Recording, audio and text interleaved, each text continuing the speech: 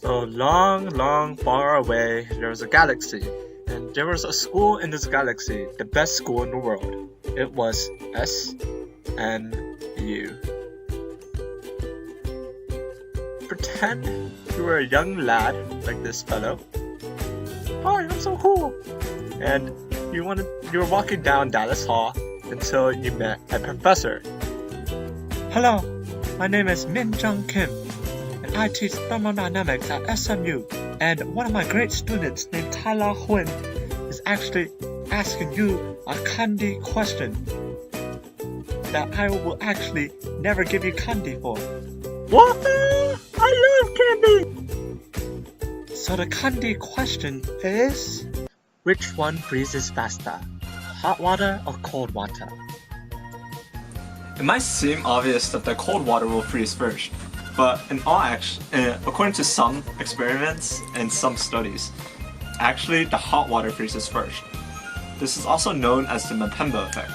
So we're actually going to do our experiment over that, and we're going to do that right now. You've probably seen this phenomenon before on the internet. When someone throws boiling hot water in freezing cold air, it freezes instantly.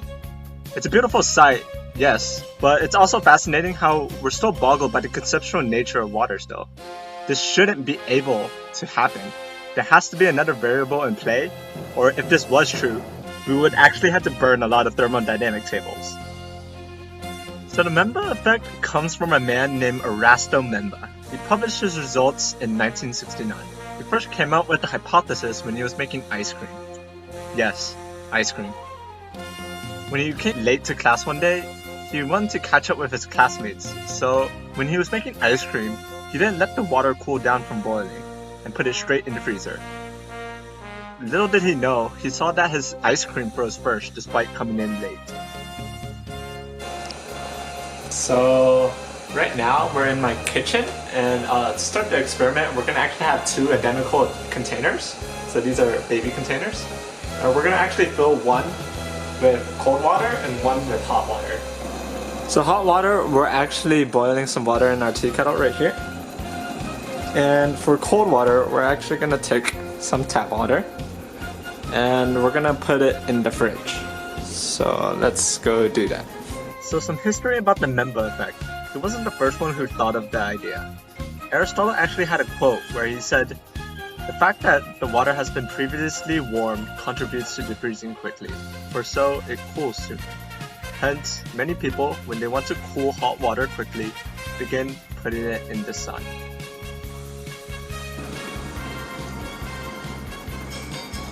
So our water just finished boiling. I'm going to pour out some into 100 milliliters.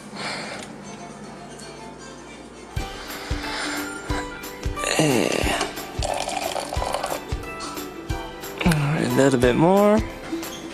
Just about 100. I'm going to pour that in our jar. And use the rest for ramen. So here are our two containers. The one with blue tape is our cold one, and the one without tape is gonna be our hot one. So let's measure the temperatures right now. Let me get this in focus. So it's just about 73, 74 Celsius. And now let's try the cold water one. And it's just below 20 degrees Celsius. So now we're gonna just put these in the refrigerator. It's so hot. So hot. We're gonna put these in the freezer right above here.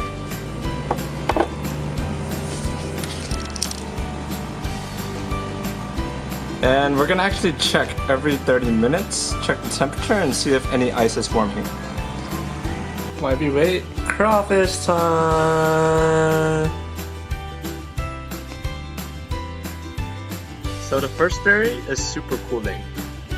We all know that water freezes at 0 degrees Celsius, but before freezing, the temperature actually drops below 0. This is because ice needs a nucleation site for ice to first form, like an air bubble or dust. So the theory is that hot water needs less supercooling than cold water to form. So our second theory are convection currents. We know when water is cooling down within a liquid, it's because of convection currents mixing the hot region to the cooler region.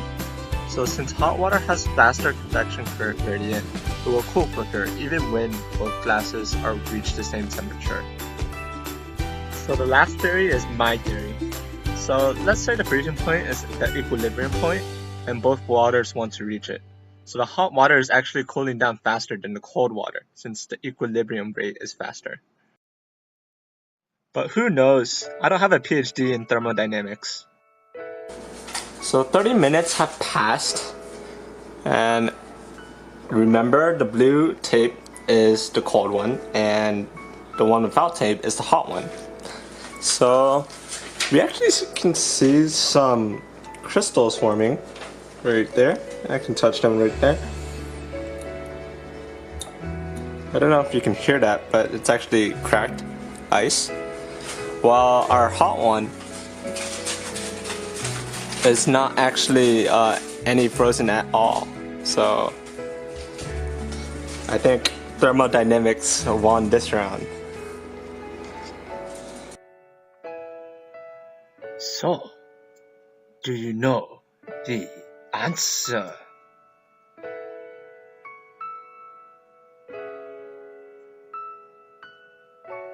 Yes, I do. The answer that Tyler taught me is that he's so awesome.